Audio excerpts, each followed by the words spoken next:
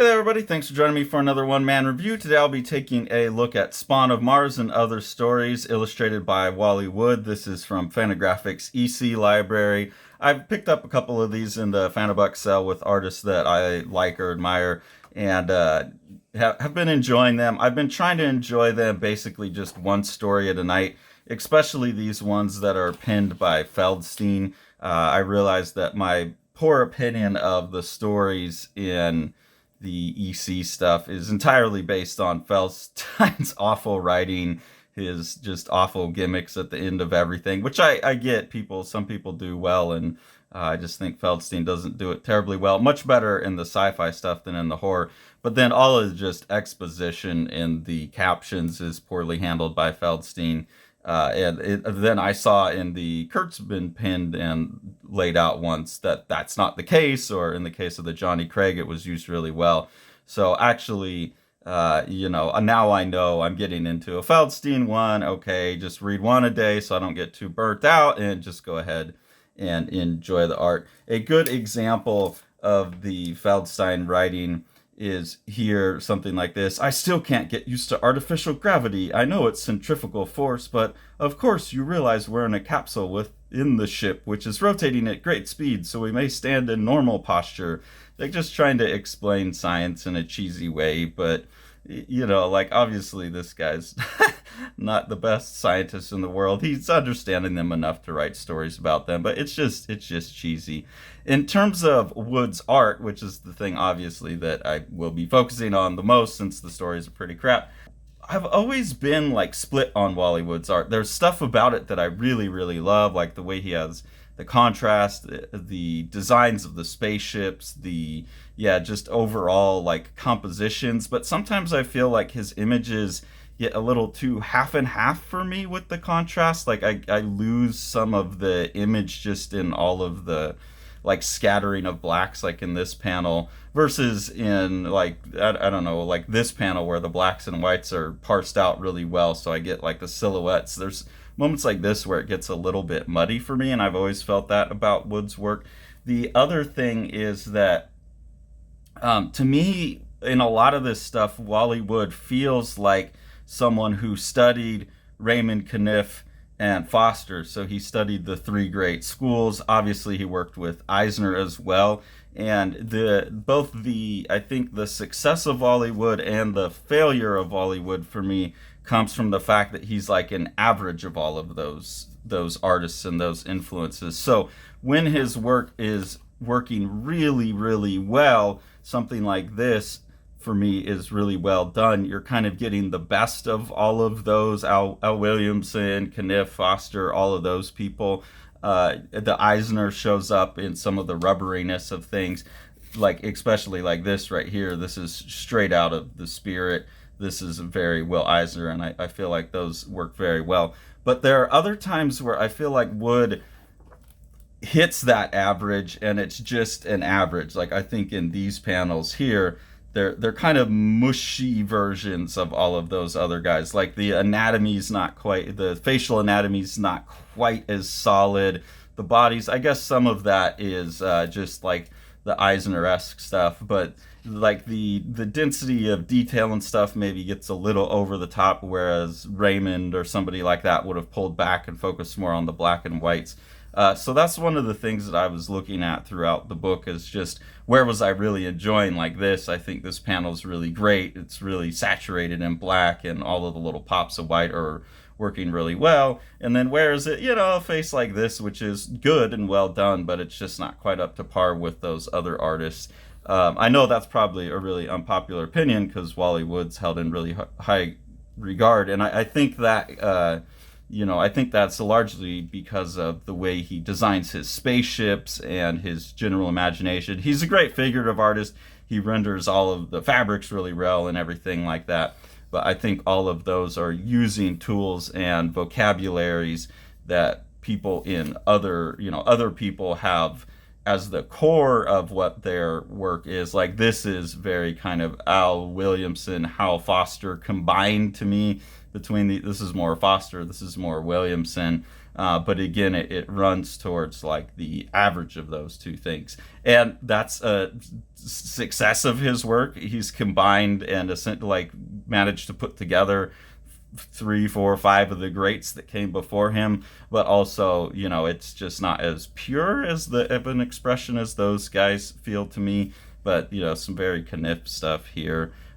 So I don't know, like panels like this, I really like it, and other ones I don't quite. A lot of the stories in here are just like people setting up colonies on other planets and things like that.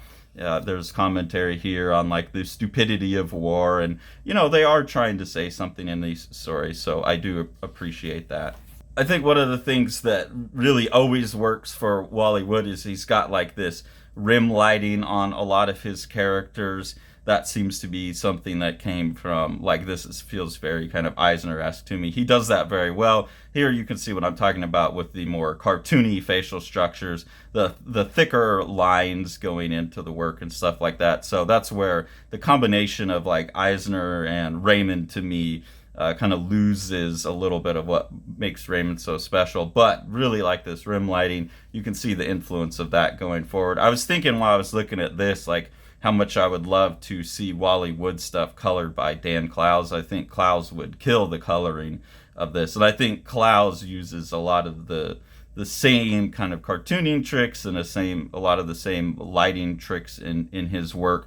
And, I think obviously Wood does all of that much better than Clowes in my opinion. But the coloring I think that Clowes brings to his work could really help separate out some of the images. I'm pretty sure these were originally printed in color. I'm not the best historian, but I do think certain times that Wood would benefit from color rather than being in black and white. Here's another one where I really see like this is a very Alex Raymond kind of approach to hair, but then you're mixing in the Kniff and the Eisner on the face and the body. Like this isn't a Raymond body. They're a little shorter and curvier, not so tall and thin.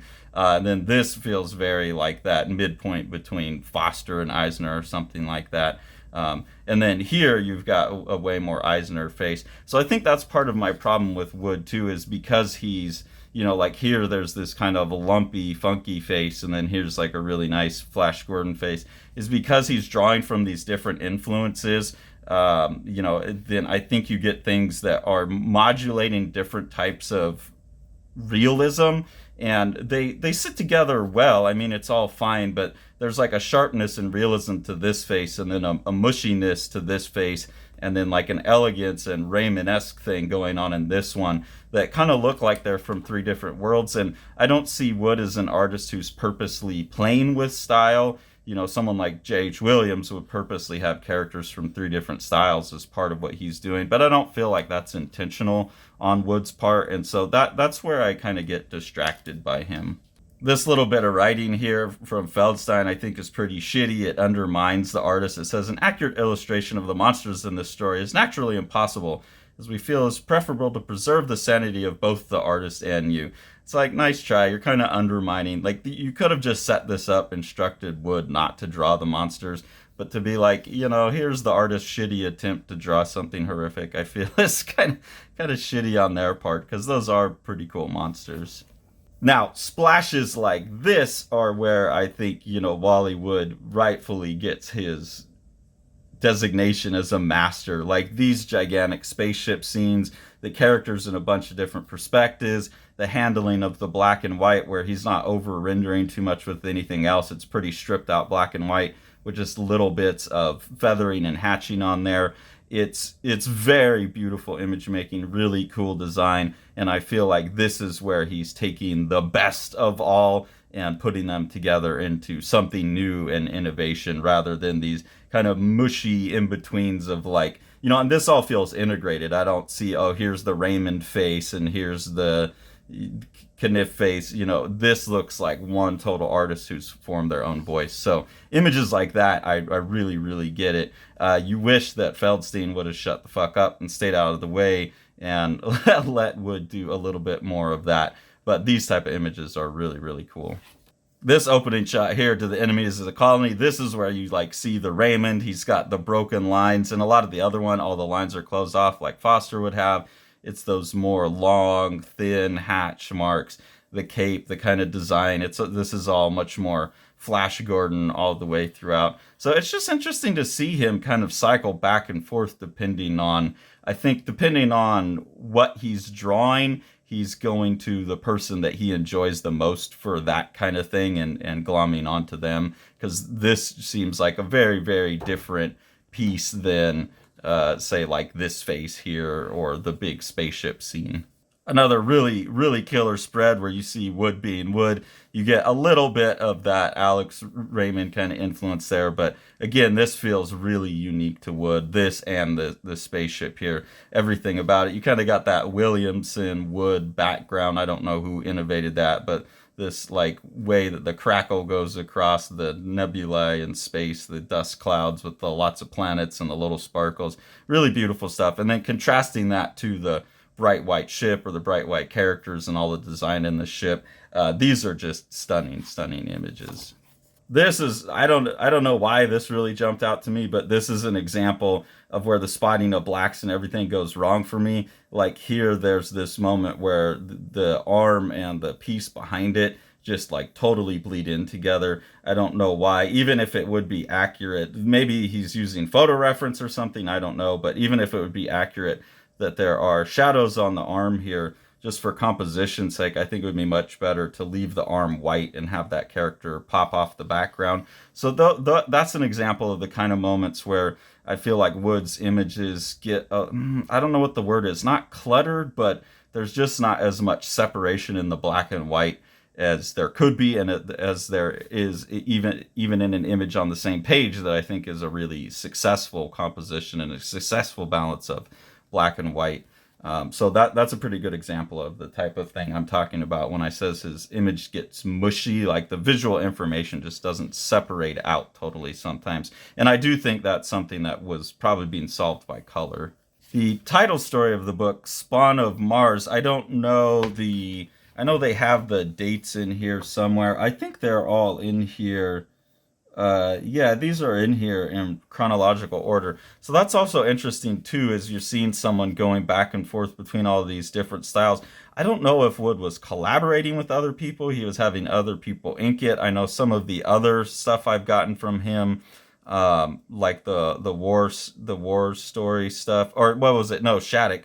The Shattuck book was more of a team effort. This feels like a very different inker to me. It feels much more like old school illustration with a lot of hatching in the faces. There's a lot of like scratchier, broken lines everywhere. It's strange because I don't think this is the most successful art in the book. The artist that comes after this that this reminds me of a little bit is Gary Gianni, like the way he has like a more pen and ink illustration style. And that keeps up like throughout the story here, where there's a lot more reliance on these hatching for values and stuff like that doesn't feel like Wood. So I think this is kind of surprising that they pick this as the one to put like on the cover. Like this feels like the least Wally Wood of the thing in the whole book compared to all of the other art. It's also strange in that it's kind of like rapey in a weird way. Where this character is saying, "You only think you are seeing Ken, Darley. I made you think it. You're hypnotized. Remember the headaches? I thought I could take his place this way, that maybe you'd love me as I love you. And I do. I love you. You know that. In reality, I'm very horrible by your standards, Gene.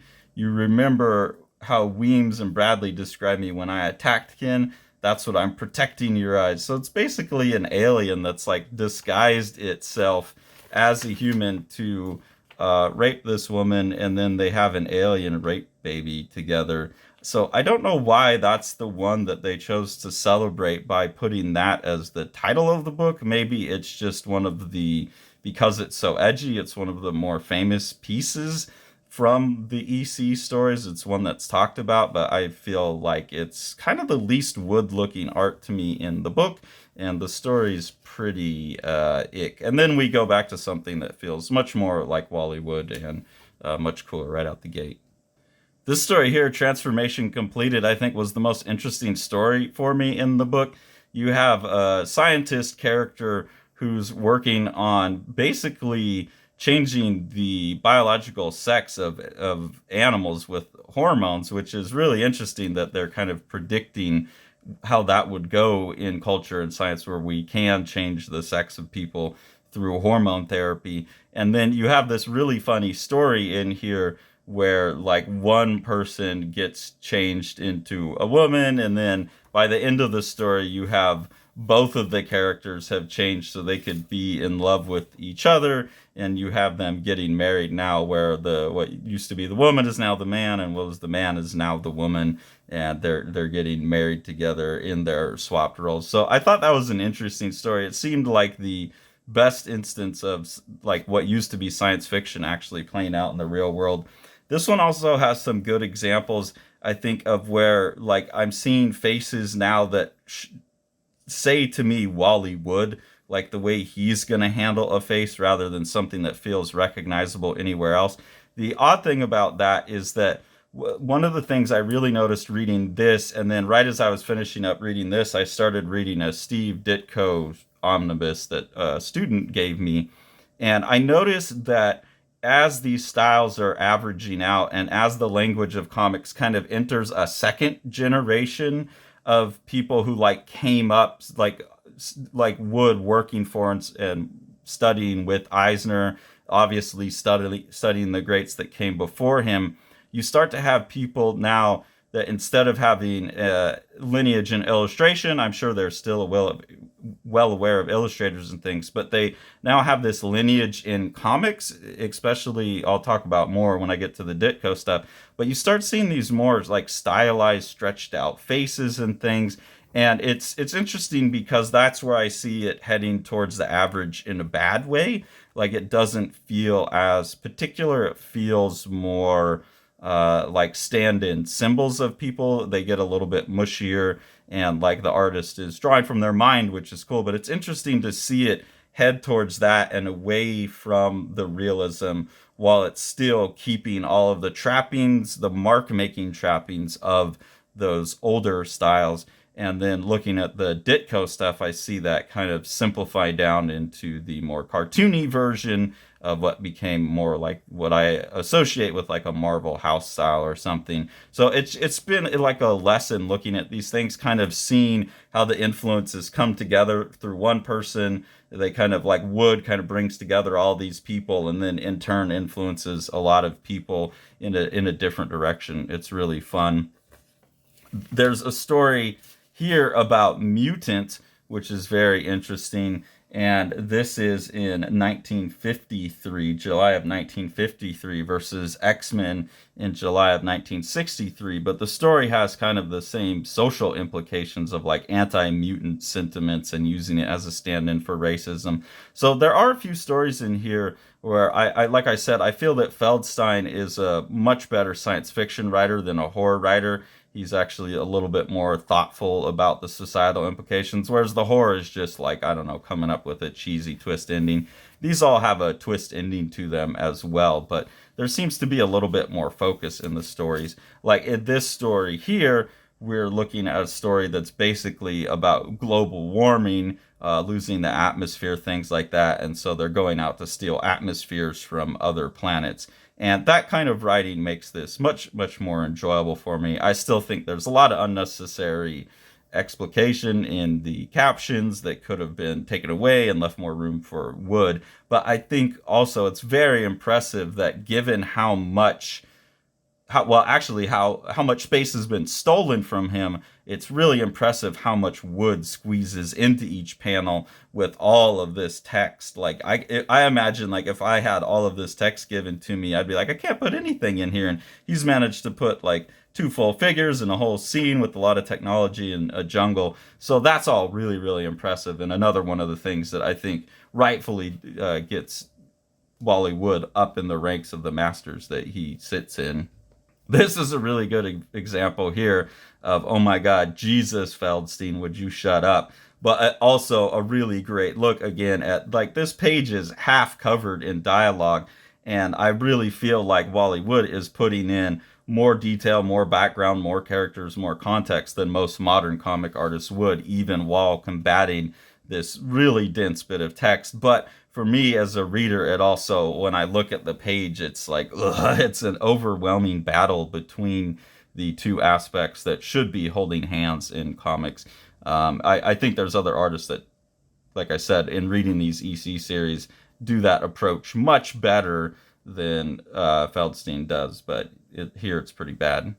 This is another good example of the kind of mushier, more stylized faces that I'm talking about, where I feel like that averaging out isn't going so well. This one, especially with the big eyes and stuff, I feel like I see that setting up like the Art Adams, the Todd McFarlanes, those kind of artists where it's a little bit stranger. Like the anatomy and the jaw and the face here doesn't look all quite right. And then this figure here looks much more mannerist and stylized, which is cool. It's cool to see all those things coming together. This feels like it's very influential on a lot of artists as well. Kevin Nowlin, a lot of the artists that I like now, like James Herron, that do these really guts things. So again, there's this like combination of good and bad. Like I feel like there's a lot of Mike Grell and artists like that I don't really like, that picked up on these mushier facial features. But then there's a lot of artists that picked on the cool stuff down there that I really like. So that was a big thing for me in this book. The story The Android is another story that I actually found pretty prescient and like good sci-fi writing on Feldstein's part. This one's really interesting because I was reading it about the same time that I saw that Facebook is or Meta is offering. Well, there's some company that's offering like digital cloning, so you can make an AI that looks at all of your social media profiles and can basically become a stand-in, and you can train an AI stand-in for you that will speak like you and think like you. Supposedly, this story kind of gets to that, where this character makes an android that can step in for him and become him. I think that's the fact that that's actually a real world product is pretty stunning to me. I can't believe anyone would actually want that, but here we are. And we were talking about it in like 1953. We've had plenty of time to realize it's a terrible idea, yet here we are still. This is a really another one of these really cool images where you're kind of combining these Prince Valiant looking ish figures, some Alex Raymond stuff, then with the really awesome spaceship work. Awesome stuff there. This one actually did have a fun twist at the end as well, where the whole time you're realizing that this story is like a stand-in for the Noah's Ark story, but you're predicting that it's in the future, like we've done the Noah's Ark thing and now we're got to go to another planet. But at the end, Feldstein flips it, and like I said, this is one of his good endings. I like him better as a sci-fi writer. He flips it and basically like makes us think that Noah's Ark was actually this spaceship, and it's one of these ideas of like these older societies that we've gone through these cycles before. So these larger thoughts are much more interesting to me, like I said, than the horror writing. My favorite section in the book actually was this final part, which is a series of collaborations between Wally Wood and an artist named Harry Harrison, who only did apparently a few jobs with Wood for EC. And there's actually one Harry Harrison piece here on his own. I actually really like the writing in these, especially the first one. And I think especially in the first one, the combination of their two art styles work really well together. Harry Harrison seems to be much more cartoony in nature. I don't know who did what, it doesn't really say, but my sense is that Harrison probably did most of the layouts just because of the way the figure work is much more cartoony, much more average of the style at the time. And then I think Wood is eking over top of it. But there's a lot of moments in here where that slimmed down style forces Wood to ink a little more pulled back, not so much details. And the images like this are really graceful images. I really like the lettering in this one. This story also is just really interesting. You have this main character, Arthur Bristol, and he's dumped into a world of Cartesian skepticism where he's constantly waking up from dreams. And like, so here he's having a dream and then he wakes up and he's talking to the nurse, and the nurse takes him to see Dr. Freud, F-R-O-Y-D. There's a lot of fun little Easter eggs in there as well. like the next waking up that happens. And he comes back to this character a couple times. He's waking up as a comic artist who needs to get his pages into the publisher. Then he goes and meets the publisher, who's Gil Baines, which we know that's going to be Bill Gaines in there, pretty not hidden. Then in this panel, you have a character that's looking at a comic called 8-Ball Comics, which is really interesting because looking at the combination of these two artists, where it is the little bit more rubbery, simplified, basic cartooning, like the average cartooning of the time that I associate with it, that seems to be really influential on like Ditko and Klaus and artists like that. So it's interesting to see 8-Ball Comics here. I wonder if Klaus, or I don't know, has anyone else pointed that out? Has Klaus ever talked about it? I'd love to hear that. Then there's also a mention here of Steel Canyon and King Valiant. So obviously you have the Milt Caniff and Foster love on display there for Steve Canyon and Prince Valiant. Then the character reawakens again and he's watching a play. You get one of these type of images here that I feel I see the influence, like this face in particular, some of how Dan Clowes handles lighting, and also something about this is very Dave Gibbonsy to me. Then something like this looks much more like it came from the Leonard Starr, John Romita kind of way of handling faces, but also reminds me of Neil Adams and Frank Miller. So this is another one of those, like, a lot of influences coming together and a lot of influences coming out past this. And there's something about the combination between Wood and Harrison that really seems to bring that out in the work. Then the main character wakes again as a comic artist again. He goes in to meet a artist named Bill Kurtz. So I'm assuming we're talking about Kurtzman there at Cartoonists Inc. And they have a conversation here where they're like, well, you know, just like they're talking about swiping basically. Then down here, there's a conversation where he basically says, your dream, that wasn't your dream. It was an idea you saw me draw last month. Now you swipe it and say I invented it in your dream, which was pretty eerie to me. Having worked on Strange Death, this felt a lot like Dave's sequence of you stole my invention. The idea of like Alex Raymond picking up on Caniff's big brush strokes that he started using in the Rip Kirby stuff. And then here you talk about swiping. Look at your drawings. Copies swiped from the picture for the Saturday Evening Post, Collier's, New York.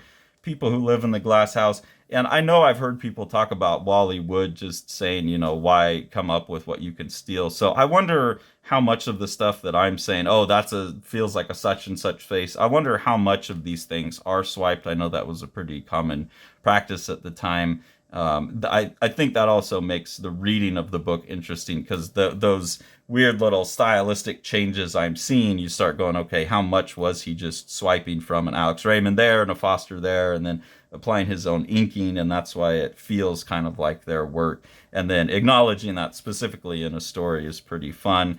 The Strange Death of Alex Raymond stuff got extra creepy indeed when I flipped the page and we see that the stealing someone else's invention leads to a man falling out of a window and crashing into a car and causing a car wreck. We have a very like car wreck in front of a farm type of imagery that we would get from the Strange Death images that Dave was looking at. And then very much so feels like the sequence where Dave has Stan Drake passed out as well, where he has the repetitions like that. And that brings you in a loop to the end of the story where you get the first two panels over again and you get him talking about, oh no, not another dream. And that story is completely horrific to me because I do have dreams where I'll wake up and then I'll like, you know, get up and try and like, oh my God, I had the worst dream. And then it's a dream and it's a dream. And then I'll know I'm stuck in a dream loop and it takes me a while to get out. There's even been times where I've actually managed to like vocalize in my sleep and Tori up and get her to wake me up. Like I'm literally calling for help, and she'll hear me and wake me up because I managed to vocalize it. So that's very terrifying to me, this loop. And then I just think it's a really well handled story. It's a pretty familiar loop structure, but the way they're just having a lot of fun with all of the Easter eggs and stuff like that is really cool. And then extra particularly creepy, since it's already a creepy story to me, then you have it tied to some of the darker aspects of what Dave was talking about. And strange death, and feeling a personal connection to that brings back some pretty bad, icky, scary feelings. So that one was pretty powerful and potent for me. This combination of their styles, the strange stretched out head and things like that, that feels very Kirby to me. There's some stuff going on in some of these panels where this averaged out like 50s, 60s style, I start to see a lot of the things that Mike Allred was picking up on in his work. It's just all really cool to see. This combination of their skills here feels very Alex Toth, especially this one little face here and this drawing here. And then going forward, like Mazzucchelli feeling that something like this for some reason reminds me of how Chris Ware draws when he does like his more superhero stuff. So it's really interesting that combination of two people, one of them being, I don't think the best artist, the Harrison guy, but with Wood inking over top of him, is leading to all of these other just kind of vibes that we can pick up. And actually, I just noticed that. That's, oh, they reused the picture. I just noticed that. Yeah, they did. They statted that. Interesting. Hadn't picked up on that when I was reading it. These are also, I think, just more thoughtful stories in general. I know that some of the Feldstein stuff in here is a lot better, but this idea here that they're trying to visualize a time paradox and a time loop, and they're going through and doing this fun visual explanation with a string, I think is a really interesting technique. Then this image right here, this piece of this image, I think is really cool. It calls to mind like some of what Bill Sienkiewicz was doing with like his crazy renderings of Legion with the big eyes and stuff. So that's a really fun thing to see quite earlier. And then these images here feel like, again, like some of these average things that in Strange Death I was recreating based on the layouts that Dave did, where you have these mushier, more cartoony figures with that kind of stylized brush over top of it, but really not up to par with like the Raymond stuff. But it's nice to see a pretty well reproduced example of that kind of thing, because I was only looking at really bad reproduction. So it's nice to get a sense of like those guys that look a little clunky to me. Actually, there is a little bit more going on with finesse and the detail and stuff. And I think a lot of that's probably Wood's inking. I'm assuming Wood inked this, because this does not look like his structures at all. Then there's the final collaboration between them here is one that has the Necronomicon in it, so that's cool. You've got the Lovecraft call out. I like the really thin pin rendering on this. That feels very different from what Wood would do normally, and the little ticky marks down here. Then you have, like, again, one of these kind of mushy Leonard Starr, Jack Kirby halfway characters here that I got really familiar with in Strange Death. Like this too, I feel like actually I maybe even drew someone else doing the same version of that face at some point. So it's really interesting to see all these things, these vocabularies, these styles developing, emerging, and coming together. Then at the end, you do get a look at Harry Harrison working by himself, and you'll see why I think, you know, it looks more like his figure work and stuff in those other things rather than Wally Wood's. These two here feel swiped to me from somewhere. I'm not sure, but feels like a very different, more competent artist than like this one here. But again, I see a lot of what's going on here as influence in things that are coming out even now that have kind of this nostalgia for this era. So really, really cool book overall. Really, I know I was saying there's parts where I don't like the art, but really enjoyed the art throughout. I was really impressed by Wally Wood. Any of the kind of negatives I'm saying about the average applies in certain places and not in others. It's strange to me that it's not a even progression throughout the book. There's kind of like a back and forth where it feels like he's settled more into his fully realized own style that combines everything, and when I'm seeing like, oh, he's just doing this, he's just doing that. And then when he tips over into something like this, which I think is not as good, these stranger, more stylized, Mike Grellish type of faces. Tim Truman, is that another name I'm thinking of? Those kind of faces, and that those things just kind of come and go. There's no like, oh, this is where he tips over into being great, or he was great then and he lost it. There's so much to appreciate, but then there's just an unevenness to it all, which is a bit strange to me as well. And like I said, as not a real historian of the era, I'd love to hear from other people. Like, if you know, how much was he swiping? How much was he operating on a studio? Was he doing it all himself? Was he having other people do inking here or do background characters? It just seems like even though there's a lot of genius in here, there's also some inconsistencies. And that was both a negative and a positive for me in my reading experience, because it's giving me like a picture of what was going on at the time. That's the positive. And all of the great images that are scattered throughout. But then there is that, falling into bad images where you're like, like there's something a little bit like just doing the job on some of these, I guess, is the thing, which you cannot, scold anyone for in the conditions they were in back then. But yeah, I think still, like, my opinion of Wally Wood is that he's someone capable of genius, but not someone who landed it on every image like somebody like Raymond or Kniff does. The Eisner nominated The Strange Death of Alex Raymond by Dave Sim and myself. This is a gorgeously illustrated and designed book, Dave doing most of the illustration. Amazing compositions throughout.